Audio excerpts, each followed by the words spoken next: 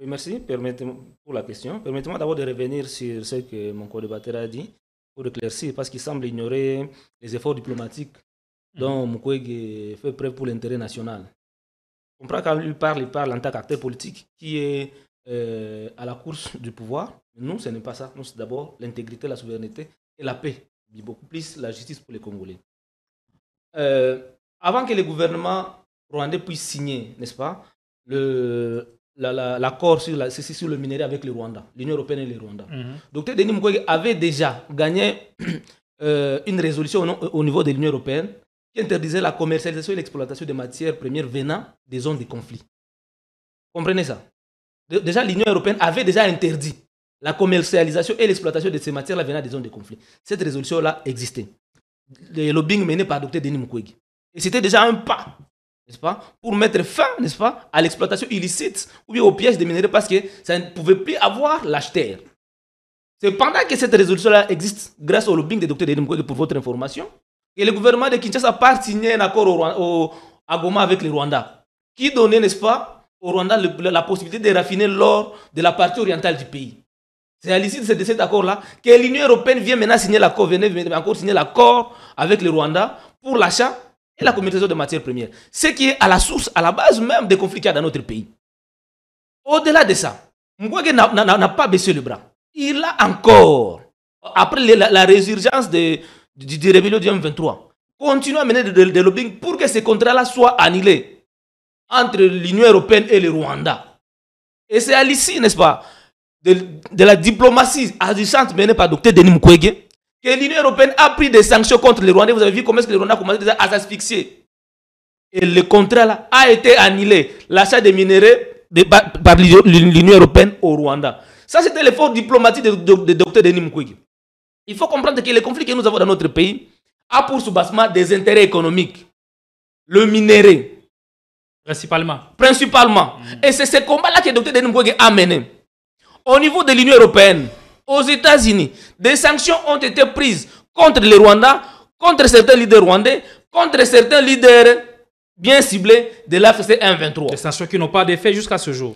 Les sanctions ont été prises, mais s'il faut parler des effets, c'est après la signature des différents accords que nous sommes allés signer à Washington et à Doha qui a influencé négativement les lacs pris ou bien donnés par Dr Denis Mukwege. Sinon, déjà, les Rwandais, il y avait déjà des pressions à l'interne. Même Kagame avait déjà demandé aux Rwandais de serrer la ceinture parce que les sanctions vont avoir des répercussions très graves par rapport à l'économie rwandaise. En quelle qualité les fait-il? Est-ce qu'un personnage peut-il supplanter les efforts de tout un gouvernement? Il ne supplante pas les efforts de tout un gouvernement. Il faut comprendre. Mukwege est animé par l'amour de son pays, par la paix et la justice. Or, ceux qui gouvernent le pays et ceux qui sont en train d'attaquer le gouvernement congolais et ceux qui veulent l'intégrité et la souveraineté de notre pays marchent sur la justice. Nous avions connu plus de 10 millions de morts. On n'a jamais connu la justice dans ce pays. Et c'est cela le combat de Dr Denis Mukwege. Mukwege se présente comme dans tous les salons diplomatiques comme une interface crédible. Mais il l'est. Parce que déjà, tous les combats que Dr Denis Mukwege mène pour l'intérêt de la nation. Parce qu'il faut les comprendre très bien. Contrairement à ceux qui se présentent pour des partis politiques, contrairement à Dr Denis Mukwege. Mukwege, ce qu'il fait, c'est pour l'intérêt général du pays. La paix, la justice et le bien-être des Congolais. Tout comme soubassement l'unité nationale. Par contre, ceux de l'autre côté, ceux qui sont dans des partis politiques, et ils sont à la course, n'est-ce pas, de pouvoir, de postes politiques. Mais vous allez avoir le pouvoir, le poste politique, si le pays n'est pas unifié, comment? Si la population croupit toujours dans la misère, si la population continue à pleurer, la justice n'est pas encore les initiatives sont menées. On parle donc, de la fondation Tabumbeki. Je vais revenir. La résolution 27 d'ailleurs, les acteurs politiques et religieux a vidé des questions de fond qui déchirent le Congo. Je reviens. La résolution 2773, obtenue aussi grâce à ces lobbying-là, parce que la plupart des pays qui ont voté pour la RDC, pour cette résolution-là, Mukwege les avait visités. Merci beaucoup. Répondant à la question, on tient compte du chrono, du temps qui vous est imparti. Ok, récemment ici, Mukwege a déclaré que personne ne viendra sauver la RDC à notre place. C'est nous d'abord les Congolais. Et aucun dirigeant au monde peut mettre à la première position, malgré tout ce que nous avons connu comme atrocité dans notre pays, les crimes, le massacre, les assassinats, le pillage. Aucun dirigeant au monde ne mettra en première position les intérêts du Congo à lieu et place de la population qui ont voté pour lui. Parce que chaque dirigeant est voté, chaque leader est voté pour d'abord l'intérêt de son peuple. Merci. Et ici, parler de l'initiative de Thabo Mbeki et consort. Est-ce qu'à l'interne ici, nous avions déjà manqué la possibilité de nous asseoir nous-mêmes d'abord Congolais et réfléchir sur les problèmes qui nous gangrènent? Parce que moi, Dr Denis Mukwege a déjà donné tous les éléments nécessaires pour que la paix soit rétablie de façon durable. L'initiative congolaise, proprement congolaise, semble être impossible dans le contexte qui est le nôtre actuellement. Oui, vous savez la logique de Thabo Mbeki, la logique de nos frères, c'est d'aller dans des négociations qui risquent, n'est-ce pas, de surplanter la justice. Or, on ne construira jamais la paix au Congo sans la justice. Quand vous parlez de la justice, qu'est-ce que ça veut dire? Je l'ai dit tantôt, nous avions connu plus de 10 millions de morts dans notre pays. Et tous les acteurs cités dans le massacre, prenons l'exemple du rapport Mappé qui couvre la période de 1993 en 2003. Les acteurs qui sont cités dans ces rapports-là, ce sont les gens avec qui ils veulent aller s'asseoir chez Thabo Mbeki pour discuter de la faisabilité de la paix pour la RDC. Qui ont bloqué le président Kabila à ne pas faire appel à la justice internationale, donc tribunal pénal international pour la RDC. Aujourd'hui, les mêmes acteurs qui hier étaient avec Kabila, ils sont derrière Tshisekedi aujourd'hui, continuent à bloquer le président Tshisekedi pour que cette justice-là ne soit pas demandée.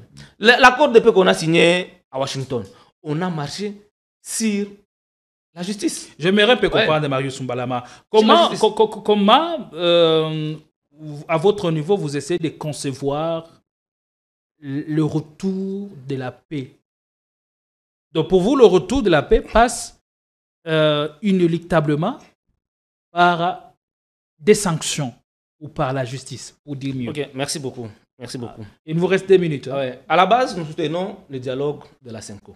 Nous devons nous asseoir. Comme à l'époque de la conférence souveraine nationale, les Congolais s'étaient assis autour, n'est-ce pas, d'un leader, Monseigneur Monsengo Passigna. On a discuté. Et nous l'initiative de Thabo Mbeki, ce n'est pas une réponse à la CENCO SCC, dire que cette initiative ne pourrait pas être inclusive. Ça ne sera pas inclusif. Déjà, vous sentez déjà ce qui se passe à l'Union sacrée, on a refusé. Les Congolais s'étaient assis. Alors c'est pour ça que Thabo Mbeki récupère l'affaire. Je vous ai donné l'expression de Mukwege qui disait que non, le problème des Congolais doit être réglé d'abord avec les Congolais. Les Congolais s'étaient assis autour de Mandela, mais autour de Monsengo Passigna pour discuter des questions congolaises. Et nous avions eu des résolutions profondes quant à ça. Aujourd'hui, Mukwege s'avère comme ces Congolais-là, qui a les atouts, les capacités de fédérer les Congolais autour d'un idéal, autour d'un nouveau trajectoire pour ramener le pays sur la voie de la paix. Pourquoi les Congolais ou bien les Congolais ne veulent pas s'identifier à Dr Denis Mukwege? Denis Mukwege, aujourd'hui, il vous dit clairement que le problème se situe à 2 dimensions. Il y a la dimension interne qui doit être réglée par le dialogue de la CENCO. Au-delà de ça, il faut qu'il y ait la tenue de la conférence internationale sur la paix en RDC. Parce que les conflits que nous avons au pays, ce n'est pas seulement les conflits entre la RDC et le Rwanda. C'est ça l'erreur de la diplomatie congolaise est en train de faire. Le conflit qui est en RDC, c'est un conflit régional, et voire même international. Parce qu'il y a ces apesanteurs internationaux qui planent sur le Congo. Tous les gens qui achètent le minerai à travers le Rwanda, qui financent la rébellion. Parce qu'on peut tout dire, mais le Rwanda n'est qu'un proxy téléguidé utilisé par la communauté, par les entreprises multinationales, par les impérialistes, en fait de mettre à genoux, piller la RDC. Tout en ignorant, n'est-ce pas, la population qui meurt chaque jour. Mais on n'est pas en train de comprendre la nécessité de passer ce dialogue-là. Aujourd'hui, au Congo, je l'ai dit, les conflits restent économiques. Les Sud-Africains, ils sont cités dans l'exploitation minière partout dans notre pays. Et aujourd'hui, on peut tout le dire, c'est de l'Union sacrée acquise Thabo Mbeki d'être partisan de Joseph Kabila. Et dans des conditions comme ça, on ne sera pas, le PPRD ou bien l'Union sacrée a refusé d'envoyer ses émissaires en Afrique du Sud. Mais par contre, Mukwege n'a qu'un seul allié, c'est la patrie, c'est la RDC.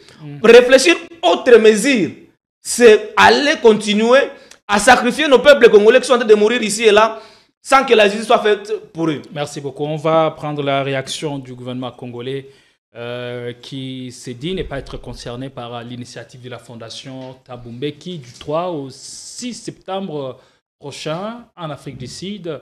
Et il y a l'évêque Dodo Kamba qui a réagi, mais aussi Patrick Mouya, porte-parole du gouvernement, qui nous a donné son